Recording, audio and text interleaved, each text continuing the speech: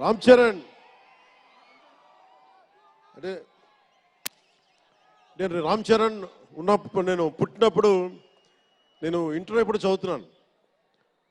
Inter చదువుతున్నప్పుడు నాకు అన్నయ్యకి అబ్బాయి పుట్టాడు అని చెప్తే ఇంట్లో నామకరణం చేశారు. నామకరణం చేసినప్పుడు మా నాన్నగారు పెట్టిన పేరు మన ఇంట్లో అందరికీ ఆంజనేయ స్వామి పేరు రావాలి, మా ఇంటి దైవం అని.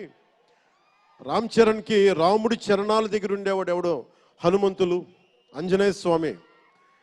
నిత్యం బలం ఉండి కూడా వినయ విధేయతలతో ఉండే వ్యక్తి ఆంజనేయ స్వామి. అంటే ఎంత ఎదిగినా ఎంత శక్తిమంతుడైనా అడిమాది అష్టసిద్ధులున్నా తన శక్తి తను తెలియకుండా ఎదిగే కొద్దీ ఒదిగుండే ఆంజనేయ స్వామిలాగా ఇతనికి రామ్ చరణ్ అని పేరు పెట్టాలని చెప్పి మా నాన్నగారు ఆలోచన చేసి తనకి రామ్ చరణ్ అని పెట్టారు.